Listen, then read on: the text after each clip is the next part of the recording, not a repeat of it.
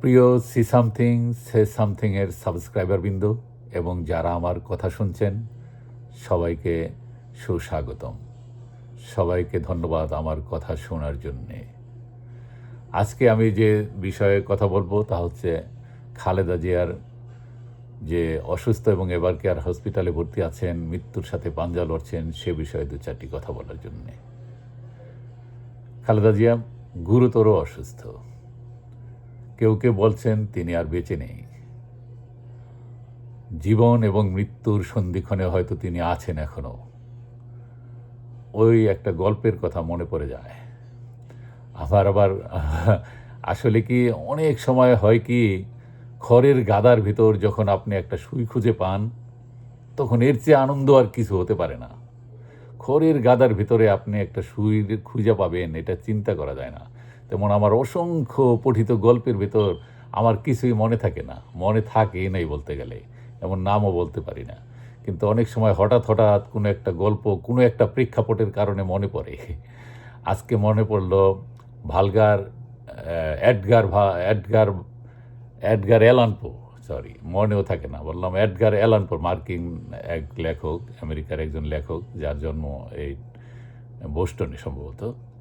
তার একটা গল্প আছে, ওই ভাল্ডিমার নামে তার এক ফ্রেন্ড আছিল।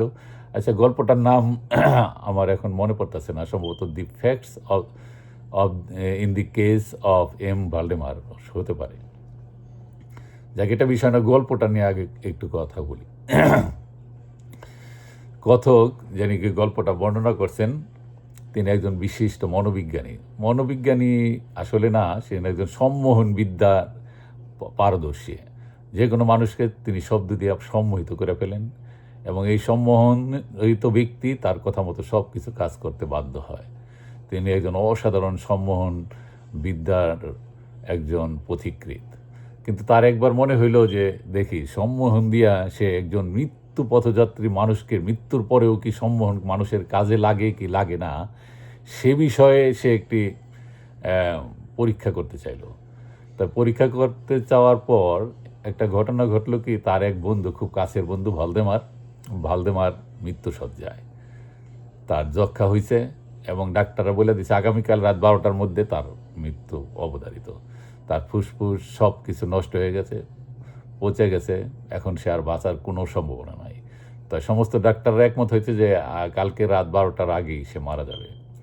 তা ভালডিমারের এই অবস্থায় সে তার ভালডিমারকে যা বলল যে দোস্ত, আমি তো বন্ধু তোমার জন্যে একটা কাজ করতে পারি, যে মৃত্যুর পরেও কি মানুষের এই সম্মোহন কাজে লাগে কি না আমি একটু দেখতে চাই। তুমি যদি রাজি থাকো তাহলে তুমি সম্মোহিত অবস্থায় তোমার মৃত্যু হয়ে যাবে, কিন্তু আমি তারপরে দেখতে চাই যে এই বিদ্যা কাজে লাগে কিনা।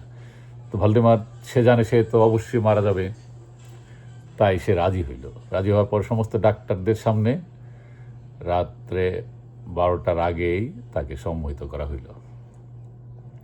সম্মোহিত করার পর কিছুক্ষণ পর পর কথক তাকে জিজ্ঞেস করতে চায়, হ্যাঁ ভালডিমার, তুমি কি ঘুমায় পড়ছো? ভালডিমার বলতেছে কি, না আমি এখনো ঘুমাই নাই, আমি জেগে আছি, কিন্তু আমার প্রচণ্ড মৃত্যুর যন্ত্রণা হচ্ছে, কষ্ট হচ্ছে, আমি ঘুমানোর চেষ্টা করছি। তারপর সে আবার কিছুক্ষণ পরে আবার তাকে জিজ্ঞেস করার পরে বলে কি, আমি এখন আমি এখন ঘুমায় পড়ব, আমি এখন মারা যাচ্ছি। আবার কিছুক্ষণ পরের ভোর রাতের দিকে 3টার দিকে তাকে জিজ্ঞেস করা হইলো যে হ্যাঁ ভালডিমার, তুমি কি ঘুমায় পড়ছো? তখন ভালডিমার বলে কি, আমি অনেক আগেই মারা গেছি, আমাকে আর বিরক্ত করো না। তারপরে সে আসলে মারা গেছে। ডাক্তাররা তাকে নাড়ি পরীক্ষা করলেন, তার চোখের সামনে নাকের সামনে আতসী কাজ ধরে দেখলেন যে কোনো নিঃশ্বাস প্রশ্বাসের কোনো আলামত পাওয়া যায় কিনা। ডাক্তাররা সব কিছু পরীক্ষা নিরীক্ষা করে দেখলেন যে তিনি মারা গেছেন। কিন্তু মারা যাওয়ার পরেও তার চোখ এবং জিহ্বার ভিতর কেমন যেন একটা অন্যরকম অলৌকিক একটা জ্যোতি কাজ করছিল। সম্ভবত মনে হয় যেন বেঁচে আছেন, মরে যেও যেন বেঁচে আছেন সেই সম্মোহনের শক্তিতে। তাই তাকে মৃত ঘোষণা করাও যাচ্ছে না। এভাবে অ্যালান পো কেটে গেল 7 মাস। অ্যালান পো এভাবে সেই ভালডিমার কেটে গেল 7 মাস। 7 মাস পর তারপর কথক যে নাকি সেই সম্মোহন বিদ্যার যে লোক, যে এই গল্পটার বর্ণনা করেছেন কথক, তিনি এসে সমস্ত ডাক্তারদের সবার সামনে বলল কি আজকে আবার ওনাকে জিজ্ঞেস করে দেখি উনি কি বেঁচে আছেন নাকি মরে গেছেন নাকি। তারপর ভলডেমারকে জিজ্ঞেস করা হয়, ডাক্তার সবার সামনে, ডাক্তার নার্সদের সামনে সবার সামনে ভলডেমারকে জিজ্ঞেস করে, হে ভলডেমার, তুমি কি ঘুমিয়ে আছো, তুমি কি বেঁচে আছো? ভলডেমার অনেক কষ্টে তার জিহ্বাটা কোনো রকমে নাড়াচাড়া করে ওঠে, চোখের পাতা কোনো রকম একটু লড়ে ওঠে। তারপর সে এক বীভৎস কণ্ঠে বলে ওঠে, আমি অনেক আগেই মারা গেছি।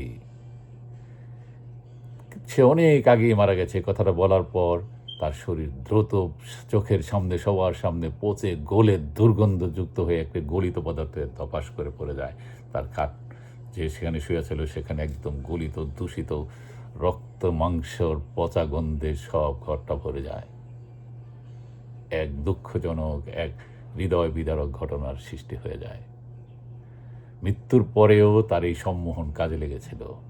জেনে কথক শব্দের শক্তি দিয়ে দেখে তিনি নিজেই আশ্চর্য হয়ে গেছিলেন যে কিভাবে সম্ভব মৃত্যুর পরেও একজন মানুষের ভিতর সম্মোহন বিদ্যা কাজে লাগে।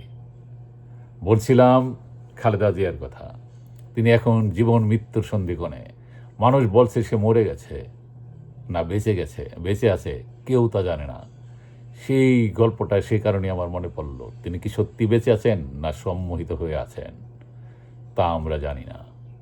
কিন্তু মৃত্যু নিয়ে এরকম দুঃসাহসিক এরকম মজা করার কোনো সুযোগ মানুষের থাকা উচিত না। মানুষের একবার মৃত্যু এবং জন্ম এবং একবারই মৃত্যু। আপনার প্রতিটি প্রাণীর জন্ম হলেই তার মৃত্যু আছে। প্রাণ মারতে মৃত্যু অত্যাবশ্যক। এখানে এটাকে নিয়ে হই হুল্লোড় করার কোনো কারণ নেই। আপনার আমার সবার একদিন মৃত্যু হয়ে যাবে। কিন্তু কিছু কিছু মানুষ মৃত্যুকে জয় করতে পারে, সবাই জয় করতে পারে না। মৃত্যুকে জয় করতে পারে একমাত্র তার কর্ম দিয়ে। আপনি তাকে হত্যা করলেও মানুষ মৃত্যুকে জয় করতে পারে। সক্রেটিসকে বিষ পান করে হত্যা করা হয়েছিল, সে কিন্তু মৃত্যুকে জয় করে ফেলেছে। পৃথিবীর অনেক বিখ্যাত মানুষ যাদেরকে হত্যা করা হয়েছে, অন্যায়ভাবে হত্যা করা হয়েছে, সময়কালের মানুষ তারা জানতেন না তাদেরকে হত্যা করা ন্যায় ছিল কি অন্যায় ছিল, তারা ন্যায় মনে করে তাকে হত্যা করেছে। তারা অনেকেই বেঁচে আছেন, তাদের মৃত্যু নাই, তারা বেঁচে আছেন। আর যারা, যদি আপনি বেঁচে থাকতে চান তা আপনার কর্মের মাধ্যমে বেঁচে থাকবেন। খালেদা জিয়ার জীবনে যদি 5টা ভালো কাজ করে থাকেন, একটা ভালো কাজ করে থাকেন, ওই একটা ভালো কাজের কথা বাংলাদেশের মানুষ বলবে। কি ভালো কাজ করছে আমি জানি না। আপনারা যদি জানেন তাহলে কমেন্ট বক্সে বলবেন যে খালেদা জিয়া বাংলাদেশের এই আমূল পরিবর্তনটা করছে।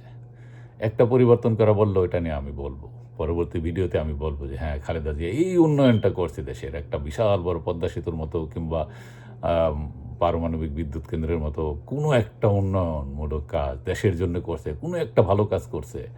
5বারের ওই দুর্নীতির কথা খালি আমার মনে পড়ে যে পরপর 3বার বিশ্ব চ্যাম্পিয়ন হয়েছে দুর্নীতিতে, আর 5বার করছে তার শাসনামলে দুর্নীতিতে চ্যাম্পিয়ন। এটা আমার শুধু মনে পড়ে। আপনাদের যদি ভালো কিছু মনে পড়ে বলবেন।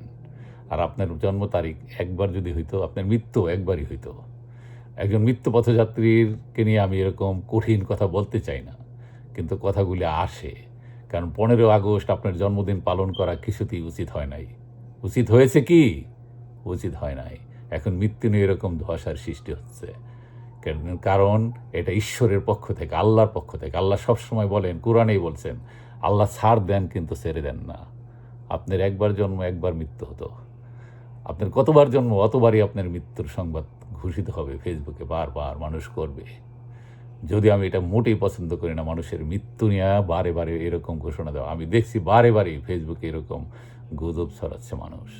কিন্তু কেন? আল্লাহর ইচ্ছা ছাড়া কি গাছের পাতাটা লড়ে না। এরকম দুঃসময়ে আপনার পুত্র তারেক আসে নাই, আসতে পারবে না। তার কাছে তার নিজের জীবন এবং ক্ষমতাটাই সবচেয়ে বড়। এবং দেশে তো কোনো কেস কামারি কিছু নাই, কেন আসে না?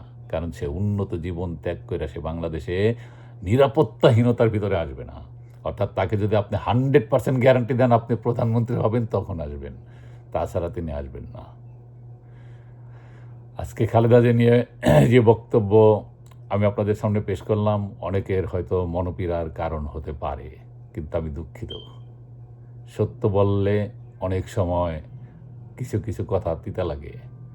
গোর্কির মতো একজন রাশিয়ান বিখ্যাত লেখক ম্যাক্সিম গোর্কি, তার নিজের নামের শেষে তিনি যোগ করেছিলেন তার নাম ম্যাক্সিম গোর্কি। অত্যন্ত তিতা, বিষাক্ত, তার কথাগুলি তিক্ত, তাই তিনি নিজের নামের সাথে গোর্কি যোগ করেছেন। তবে অনেক সময় সত্যি কথা এরকম তিতা।